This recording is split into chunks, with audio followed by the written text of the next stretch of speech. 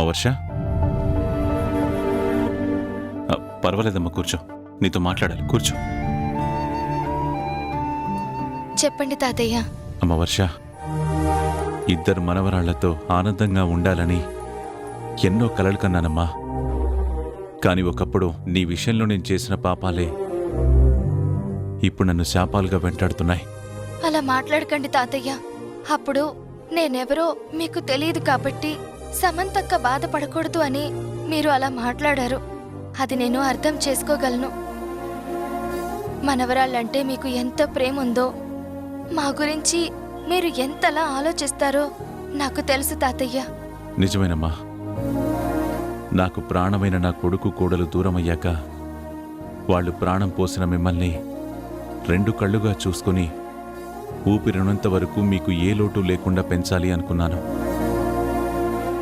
కానీ నేనొకటనుకుంటే ఆ భగవంతుడు ఇంకోటి చేశాడు. సమంత మా దగ్గరే ఉన్నంత వరకు నీ చాడ తెలియకుండా చేశాడు. తీరా నువ్వు వచ్చేసరికి సమంతని శాశ్వతంగా తీసుకెళ్ళిపోయాడు.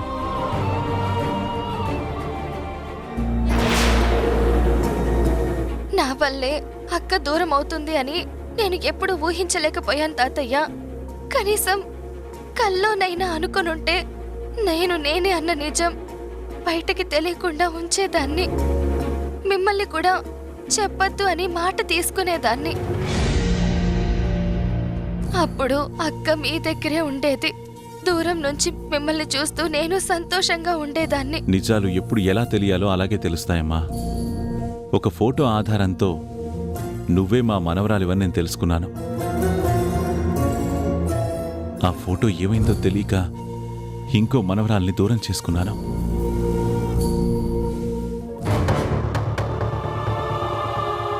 ఇదంతా విధి ఆడిన వింత నాటకం అమ్మా. ఇప్పుడు నువ్వు బాధ్యత తీసుకోవాలి. ఏంటన్నయ్యా, వర్షకి బాధ్యతలు అప్పగిస్తున్నావా? తనకేం తెలుసని? రేపు మమ్మల్ని ఈ ఇంటిని చూసుకునే బాధ్యత వర్షదే అయినప్పుడు తనకి బాధ్యతలు అప్పగించకుండా ఎలా ఉంటాను మహి? అందుకే ఇప్పటినుంచే తనని బాధ్యతలు తీసుకోమంటున్నాను. ఏంటి తాతయ్య, నేనేం బాధ్యత మొయ్యగలను? నాకేం తెలుసు? తెలుసుకోవాలమ్మా. శంకర్ అంటే ఒక వ్యక్తి కాదు, ఒక వ్యవస్థ. సంపాదించాలి అన్న కోరికతో లెక్కలేనంత ఆస్తులు సంపాదించాను. కొన్ని వేల మంది మన సంస్థల మీద ఆధారపడి బ్రతుకుతున్నారు. వాళ్ళందరూ ఎప్పుడు పచ్చగా ఉండాలి అంటే మన సంస్థలు ఎప్పటికీ నెంబర్ 1 గానే ఉండాలి. ఇప్పుడు ఆ బాధ్యతలు చూసుకునే శక్తి, ధైర్యం రెండూ నాకు లేవమ్మా.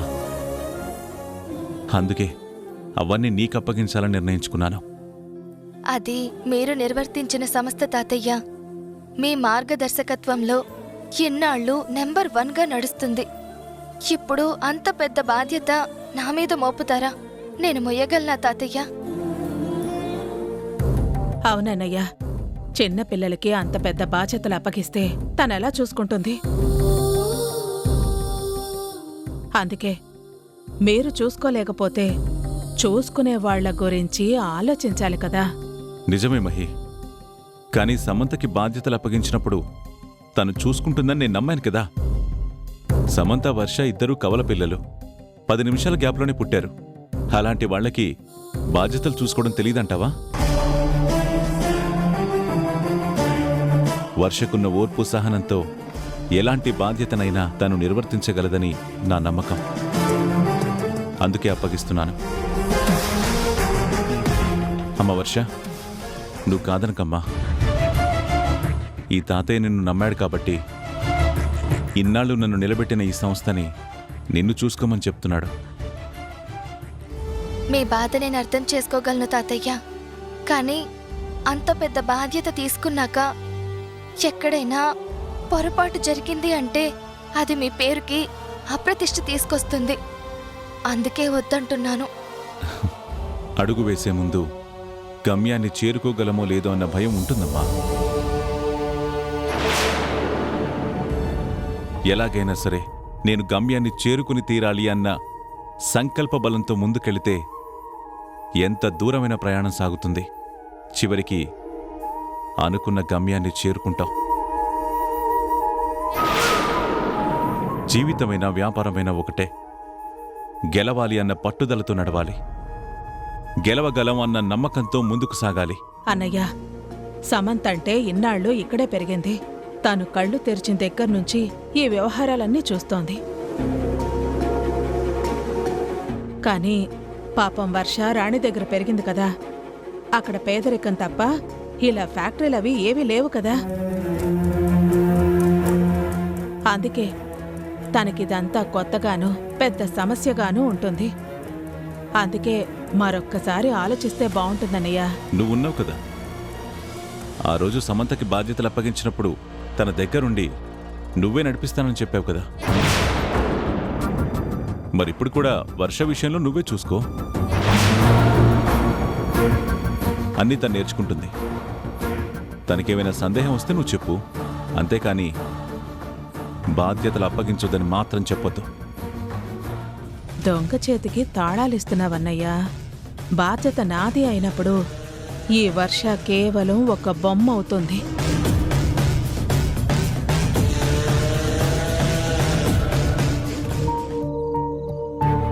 సరే తాతయ్య, మీరు ఇంతగా చెప్పాక మీ మాట నేనెందుకు కాదంటాను. తప్పకుండా నేర్చుకుంటాను. మీ పేరుకి చెడ్డ పేరు రాకుండా నేను చూసుకుంటాను తాతయ్య. చాలా సంతోషం అమ్మా. రేపే మంచి ముహూర్తం ఉందన్నారు. రేపెళ్ళి నువ్వు ఆ చైర్పర్సన్ కుర్చీలో కూర్చోవాలి. ఇవి తీసుకో.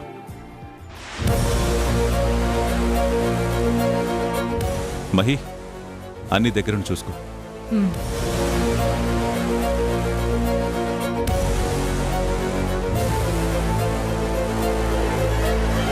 చూడు వర్ష, అన్నయ్య ఎంత చెప్పినా ఈ బాధ్యతలు తీసుకోవటం అంత ఈజీ కాదు. ఒక్కసారి నువ్వు ఫ్యాక్టరీలో అడుగు పెట్టావు అంటే నీ జీవితం ఆ 4 గోడల మధ్య ఉంటుంది. ఇన్నాళ్ళు నువ్వు ఈ ఆస్తులు అంతస్తులు చూడలేదు. వైభోగం ఎలా ఉంటుందో కూడా నీకు తెలీదు. హాయిగా నువ్వు ఈ డబ్బును ఎంజాయ్ చేయి. కొత్తగా నువ్వు కోటీశ్వరాలు అయ్యావు కదా. ఈ లైఫ్ ఎలా ఉంటుందో నువ్వు చూసుకో. ఫ్యాక్టరీ బాధ్యతలు నేను చూసుకుంటాను.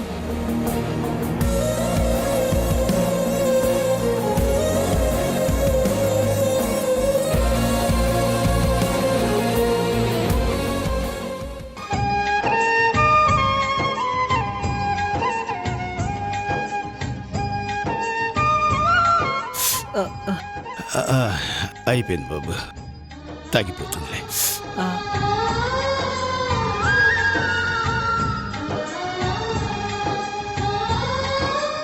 గ్రాండ్పా, నాకు చిన్న చిన్న దెబ్బలు తగిలాయి. బట్ మీరు ఫైట్ చేశారు. బట్ ఇప్పుడు ట్రీట్మెంట్ మీకు అవసరం. జొన్నలు తిని పెరిగిన ఒళ్ళు బాబు ఇది. కష్టాలకు అలవాటు పడ్డ శరీరం. ఈ చిన్న చిన్న దెబ్బలు ఈ శరీరాన్ని ఏం చేయలేవు. మరి నేను యంగ్ బాయ్నే కదా, నాకెందుకు ట్రీట్మెంట్ చేస్తున్నారు? మీరు విదేశాల్లో పెరిగొచ్చారు కదా బాబు. ఇక్కడ వాతావరణం, మనుషులు మీకు తెలియదు. అందుకే సూర్యం గారు మీకు ట్రీట్మెంట్ చేస్తున్నారు. అంకుల్, ఈ గ్రాండ్పా ఫైట్ చేసినప్పుడు మీరు చూడాలి. It's amazing. ఎంత బాగా చేశారో తెలుసా? ఆ రౌడీలిద్దరూ దెబ్బకి ప్యాంట్లు తడుపుకొని పారిపోయారంతే. నువ్వు చాలా సరదాగా మాట్లాడుతున్నావు బాబు. మనుషులతో ఇట్టే కలిసిపోతావు అనుకుంటా. ఎస్ గ్రాండ్పా, నాకు ఇండియన్స్ అన్నా ఇక్కడ కల్చర్ అన్నా చాలా ఇష్టం. మా డాడీ చిన్నప్పుడు నాకు చాలా విషయాలు చెప్పారు. మా గ్రాండ్పా అతని ఫ్రెండ్ చాలా క్లోజ్గా ఉండేవారట. వాళ్ళు విలేజ్ నుంచి వచ్చారట. ఇక్కడ వాళ్ళిద్దరికి ఒక మంచి పోటీ ఉండేదంట. ఇలా ఎన్నో విషయాలు చెప్పారు. వాళ్ళిద్దరిని చూడాలని నేను ఇక్కడికి వెళ్ళాను. వెళ్ళాను కాదు బాబు, వచ్చాను అనాలి. ఎస్ ఎస్ కరెక్ట్, వచ్చాను. కరెక్ట్. ఇదిగోండి బాబు మీ బ్యాగు. అన్నీ ఉన్నాయో లేవో ఒకసారి చెక్ చేసుకోండి.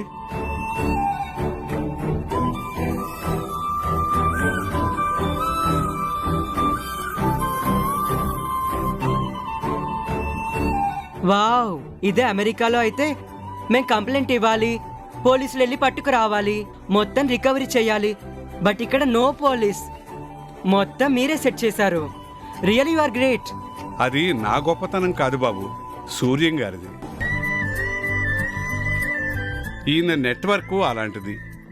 ఈయన తలుచుకుంటే జరగని పని ఉంటూ ఏమీ ఉండదు. అందుకే ఆ దొంగల్ని పట్టుకొని వాళ్ళని పోలీసులకు అప్పగించాం. మీ బ్యాగ్ తీసుకొచ్చాను. చాలా థ్యాంక్ యూ సో మచ్. మరి నేను పోతాను. తప్పు బాబు, పోతాను అని కాదు, వెళ్ళొస్తాను అనాలి. ఓ, ఇంతకీ నువ్వు ఎవరింటికి వెళ్ళాలి బాబు? మా గ్రాండ్ ఫాదర్ ఈ సిటీలో పెద్ద బిజినెస్ మ్యాన్. కాకపోతే నేను ఎప్పుడు ఆయన వీడియో కాల్లో తప్ప డైరెక్ట్ గా చూడలేదు. ఆహా. ఇప్పుడు ఇండియాకి వచ్చి ఈ రోజే ఆయన్ని చూద్దాం అనుకున్నాను. అందుకే వాళ్ళనెవరిని ఎయిర్పోర్ట్ కి రావద్దన్నాను. నేనే వాళ్ళకి సర్ప్రైజ్ ఇద్దాం అనుకున్నాను. బట్ ఇలా జరిగింది. ఇప్పుడు నేను వెళ్ళి సర్ప్రైజ్ ఇవ్వాలి. మీ గ్రాండ్ ఫాదర్ ఎవరు బాబు? శంకర్ ప్రసాద్. ఏంటి, నువ్వు శంకర్ ప్రసాద్ గారి మనవడవా? ఏంటి, మా గ్రాండ్ ఫాదర్ మీకు తెలుసా? మీ తాతయ్య గొప్ప వ్యక్తి కదా, ఇక్కడ తెలియని వాళ్ళంటూ ఉండరు. మీ తాతయ్య పేరు చెప్తే అందరూ గుర్తుపట్టేస్తారు. కానీ మా తాతయ్యకి మీరు తెలియాలి కదా. పదండి, నేను మిమ్మల్ని తీసుకెళ్ళి మా తాతయ్యకి పంచుతాను. పంచుతాను కాదు బాబు, పరిచయం చేస్తాను అనాలి. ఓ ఓకే, పరిచయం చేస్తాను. వద్దు బాబు, నేను తర్వాత కలుస్తానులే. లేదు గ్రాండ్ పా, నీ గురించి మా గ్రాండ్ ఫాదర్ కి చెప్పాలి. ఆయనతో మాట్లాడాకే నీకు తెలుస్తుంది.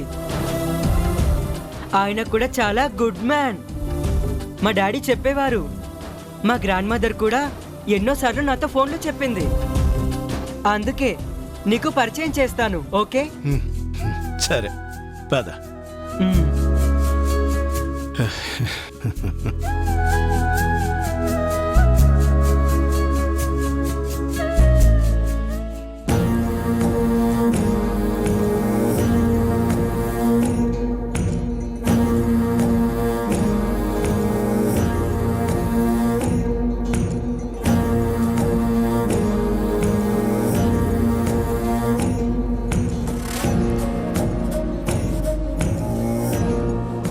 వాడు ఎయిర్పోర్ట్కి రావద్దు అంటే మీరు వెళ్ళటం మానేయడమేనా?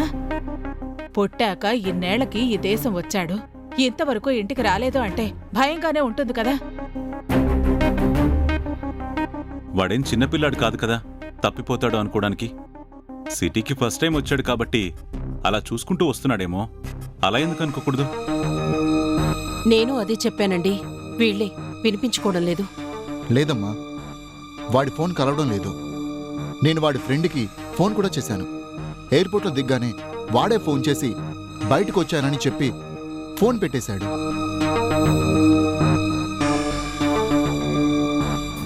మనిషి దగ్గర డబ్బుంది అంటే దోచుకోవడానికి ప్రయత్నిస్తారు. అందుకే వాడు ఇంతవరకు రాలేదు అంటే నాకు భయంగా ఉంది సిద్ధు.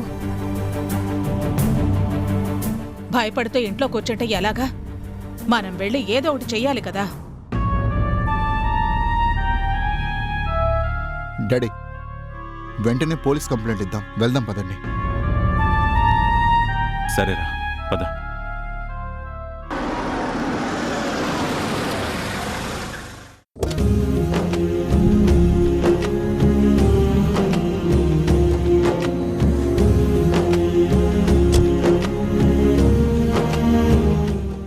రా బాబు.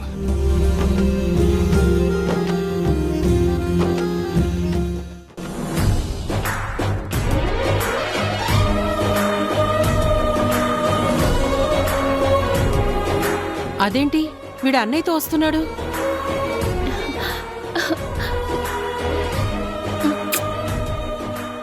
ఇంతవరకు ఏమైపోయావు నాన్నా? నీ ఫోన్ కూడా కలవడం లేదేంటి? నువ్వు రాలేదని మేమందరం ఎంత టెన్షన్ పడ్డామో తెలుసా? నేను ఎయిర్పోర్ట్కి వస్తాను అంటే వద్దు అన్నావు. ఇప్పుడు చూడు, మా అందరినీ ఎంత టెన్షన్ పెట్టావో. అసలు ఇంతవరకు నువ్వు ఏం చేసావు? Oh dad, it's a big story. అసలు ఏం జరిగిందంటే,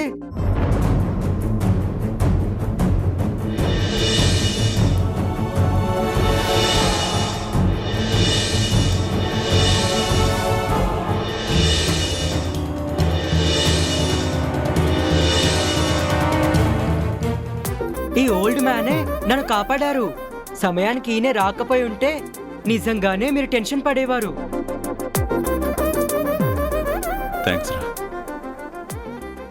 నో గ్రాండ్ పా, ఓన్లీ థ్యాంక్స్ చెప్తే సరిపోదు. ఈ గ్రాండ్ పాకి నువ్వు బాగా డబ్బులు ఇవ్వాలి. ఈయనకు ఒక ఆశ్రమం ఉంది, అక్కడ ఎంతో మందికి సర్వీస్ చేస్తున్నారు.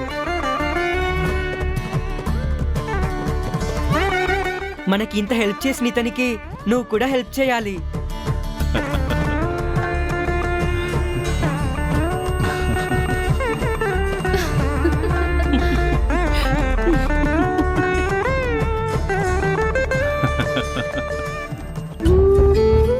Why you guys laughing? I'm not joking. It's serious matter.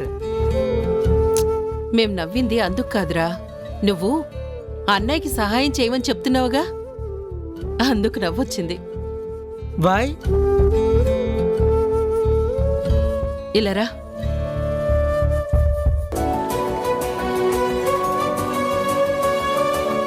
ఆ ఫోటో చూడు.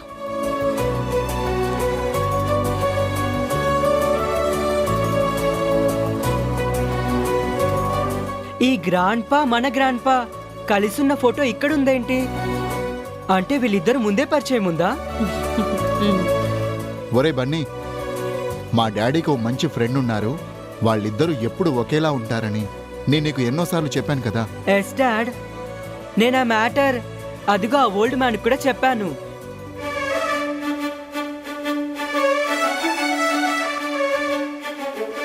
మీ తాతయ్య ఫ్రెండ్ ఇతనే. వీళ్ళిద్దరూ చాలా మంచి ఫ్రెండ్స్.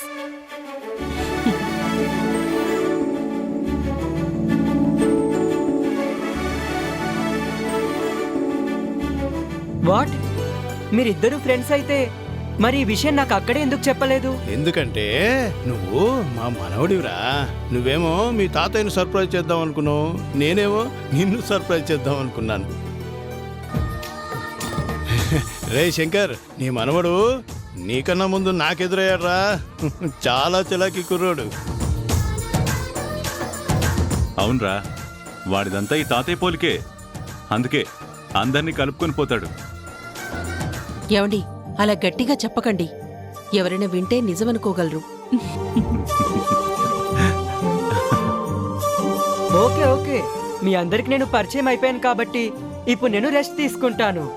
ఈవినింగ్ మనం మాట్లాడుకుందాం. డాడ్, లగేజ్ కార్లో ఉంది, వెళ్ళి తీసుకురండి.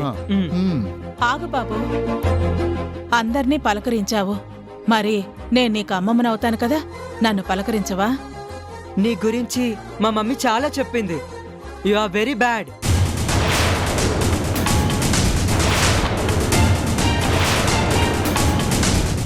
అందుకే నేను చూడగానే నేను మాట్లాడలేదు. ఓకే బాయ్, నేను రెస్ట్ తీసుకోవాలి.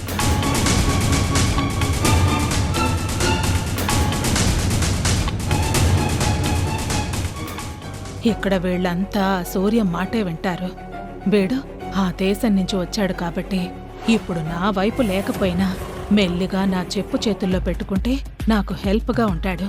ఎలాగైనా సరే వీణ్ణి నా వైపుకు తిప్పుకోవాలి.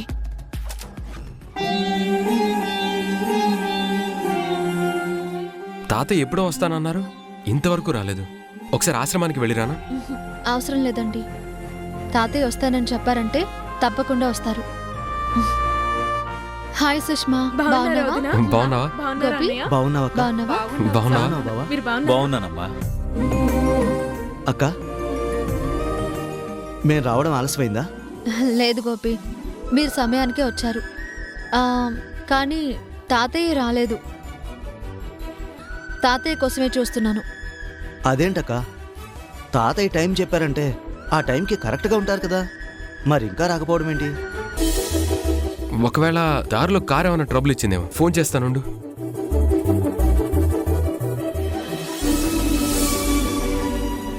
ఏమండి తాతయ్య?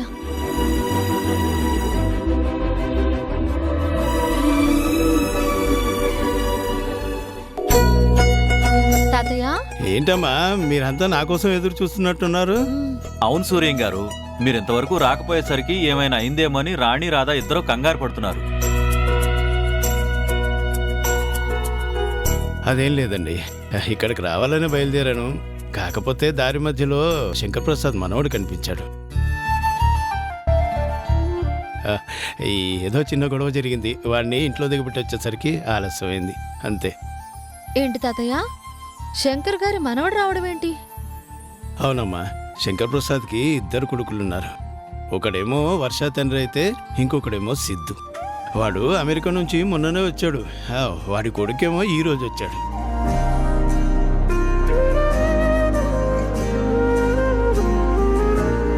పోనీలేండి, ఆ ఇంటి మనవరాలు దూరమైందని అందరూ బాధపడుతున్నారు. ఇలాంటప్పుడు పిల్లల దగ్గరుంటే వాళ్ళకు కూడా ధైర్యంగానే ఉంటుంది. అవునమ్మా, అందుకే వాళ్ళు వచ్చారు. పిల్లలు కలిశారంటే అంతకంటే ఆనందం ఏముంటుందమ్మా. అమ్మా రాణి, ఏంటమ్మా ఏదో మాట్లాడాలని పిలిపించావు? ఏంటి విషయం? తాతయ్య, నాకు ఊహ తెలిసిన దగ్గర నుంచి సాంబయ్య బాబా ఇచ్చిన హోటల్ మాత్రమే తెలుసు.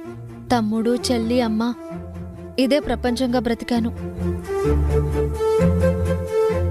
కానీ నాకే తెలియకుండా నా వెనకాల కుటుంబం ఉందని, మీరు నాకు అండగా ఉన్నారని అన్ని విషయాలు ఈ మధ్య కొన్ని తెలిసాయి. దాంతోపాటు నా తండ్రి నా కోసం సంపాదించిన కోట్ల రూపాయల ఆస్తి కూడా నా పేరు మీద మార్చారు. దాని మీద ఒక నిర్ణయం తీసుకున్నాను. అది నీ తండ్రి సంపాదించిన ఆస్తమ్మా. ఇన్ని రోజులు మేము దాని గార్డియన్గా ఉన్నాం. ఇప్పుడు నీ తండ్రి సంపాదించిన ఆస్తిని నీకు అప్పగించాం. ఇందులో మళ్ళీ కొత్తగా నిర్ణయం తీసుకోవడానికి ఏముంటుందమ్మా? అదే తాతయ్య, డబ్బు మనం బ్రతకడానికి ఉంటే సరిపోతుంది. అంతేగాని లెక్కలేనంత డబ్బున్నా ఏదో ఒక భయమే ఉంటుంది. కానీ దానివల్ల ప్రయోజనం ఉండదు. అందుకే రాణి ఆ డబ్బుకు సార్థకత చేయాలని ఒక ట్రస్ట్ పెట్టాలని చూస్తోంది.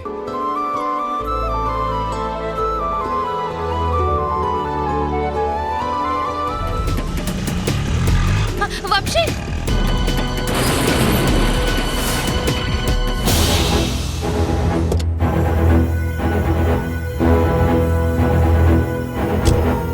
ఏరా, ఆడపిల్ల పక్కన ఉంటే కళ్ళు కనపడవా?